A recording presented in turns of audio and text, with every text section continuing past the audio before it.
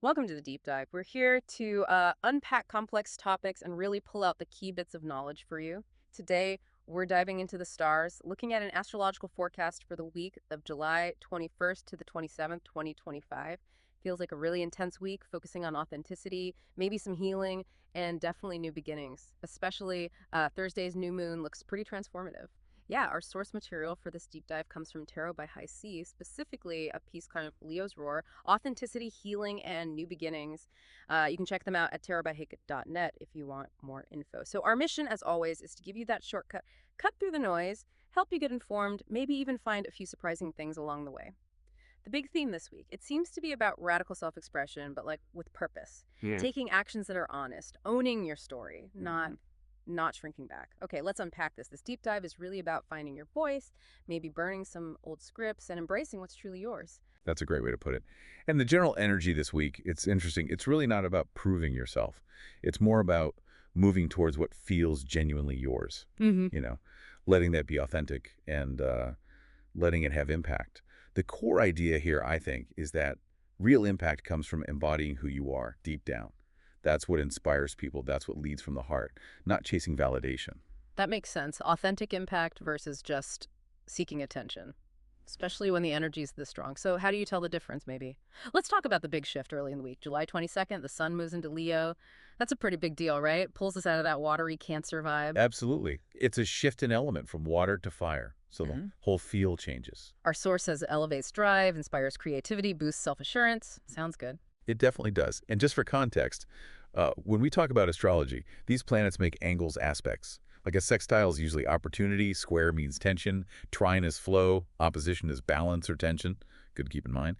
So Leo season, running till about August 22nd, it's known for creativity, generosity, confidence, courage, even fearlessness, devotion too. It's like this vibrant wave pushing us into the spotlight of our own real, heart-driven, flawed but glorious self. It's about enjoying life, the adventure. Okay, flawed but glorious self. I like that. So it encourages living boldly, being unapologetic, sharing your passions.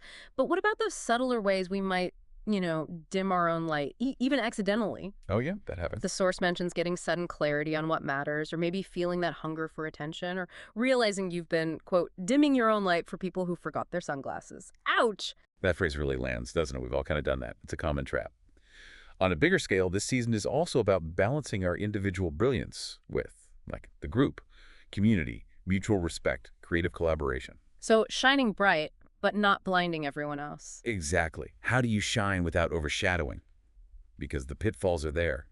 Self-centeredness, vanity, arrogance, pride, Hmm. drama, melodrama. We know the Leo shadow side. True leadership, the source points out, it's rooted in humility, compassion, wisdom, genuinely uplifting others, not just being the star. Right. Okay, so shifting gears to midweek, Wednesday, things seem to heat up. Ambition, vision. We've got Sun sextile Uranus. Our source calls it a creative wormhole. What does that mean practically? Well, a sextile is opportunity, and Uranus is innovation, the unexpected. Yeah. So together it encourages trying something new, maybe something out of the blue. You might feel this excitement about potential, feel more adaptable. It's a good time to be playful, maybe a bit disruptive, Disruptive with charm? hopefully with charm.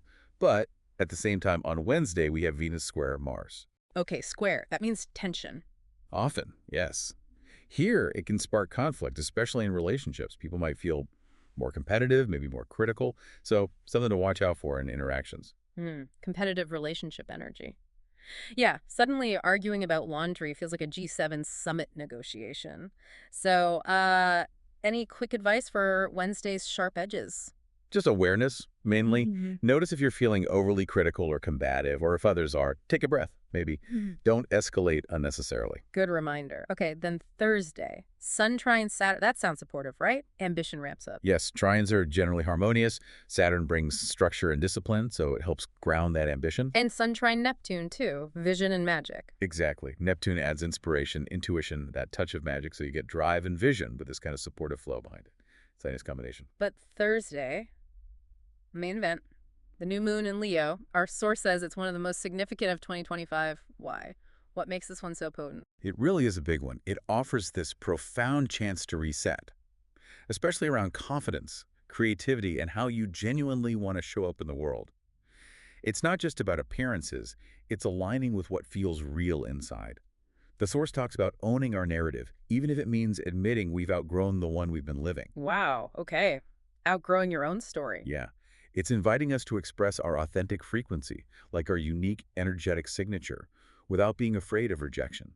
It's about bringing joy, play, and what the source calls sovereign creation, that sense of being the true author of your life, making those the foundation for powerful new beginnings. This isn't just a mood, it's seeding something for the long term. That sounds huge. A fresh surge of momentum then for self-leadership, creativity, courage, being unapologetic.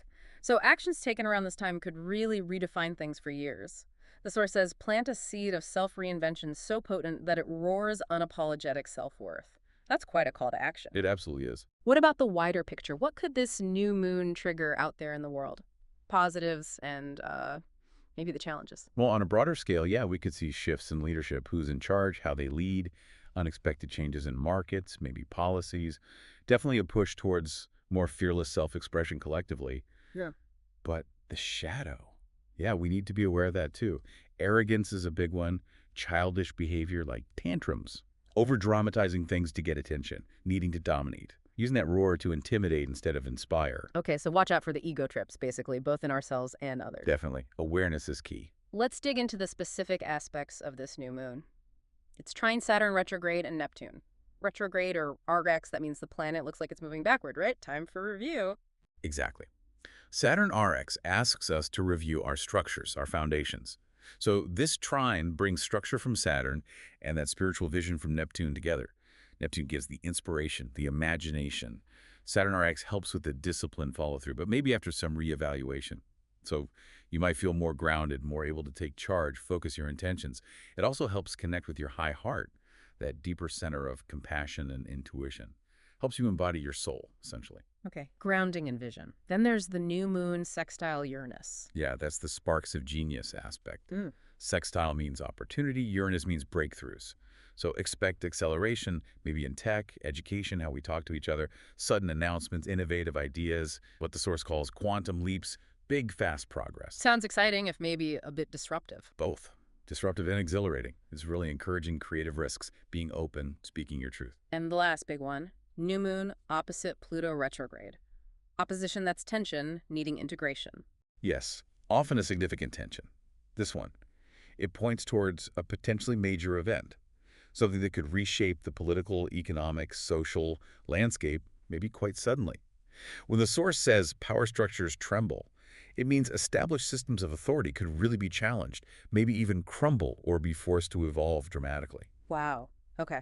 And personally? Personally, it demands radical self-honesty. Where do we still give our power away? Where do we look for external validation instead of trusting our own heart? It's a huge push towards choosing authenticity over approval, reclaiming your power. Radical self-honesty, that connects to something else mentioned. Chiron and Eris are woven into this week's lunation too. Yes, that's a key piece. Chiron, the wounded healer, and Eris, the bringer of discord and uncomfortable truths. Their involvement means, well, there's a high likelihood of painful truths coming to light. It's often necessary for real change and healing, though. The source notes we might be revisiting issues, even controversies that first surfaced back in 2016. Those themes could be back in the news this week and probably over the next month. Okay, so brace for some potential truth bombs. And then Friday hits with Sun opposite Pluto retrograde. That sounds intense. Truth serum aspect where egos quake. Yeah, it's pretty potent. It's where hidden things about power, ego, control tend to surface, often uncomfortably. You might see power struggles play out, intense emotions bubbling up. Maybe even public meltdowns could be personal, could be someone you observe. That urge to just delete everything online or like write a giant manifesto. Exactly that kind of energy. The advice is really try not to get sucked into performative power games. It's easy to project our own deep-seated anxieties onto others during times like this. So the key question for self-reflection is, how much of this intense feeling, this suspicion, is actually about the other person, and how much is my own stuff being triggered? Finding that clarity is crucial for peace of mind, otherwise you risk creating a self-fulfilling prophecy. That's really helpful advice. Okay, to make all this astrology more tangible, more real, our source includes this fantastic story. It feels like a perfect illustration of everything we've just talked about, the authenticity, the reinvention, the challenges. It's called The Stage of the Unwritten. Picture this, a city buzzing with energy, and on the edge, this half-forgotten theater, dusty velvet curtains, dim spotlights. The story goes, the last performer didn't literally burn the stage, but their truth was so raw, so brilliant, it kind of cracked the building's foundations, and into this place walks Solara.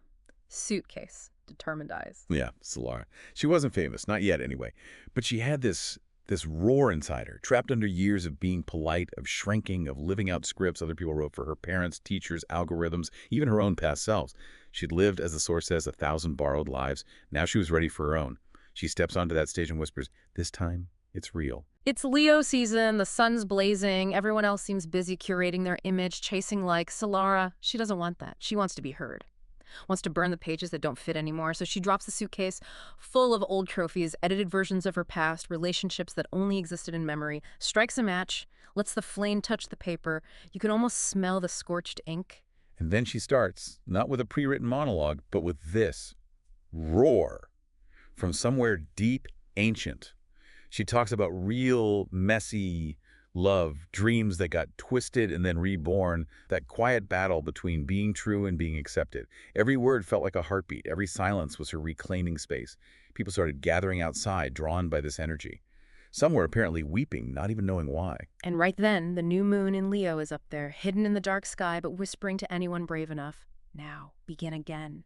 It totally echoes that pivotal energy we discussed. Absolutely. Inside, Solara's just honest. She's dancing with no choreography, telling stories without neat plots, not trying to be deep, just being real.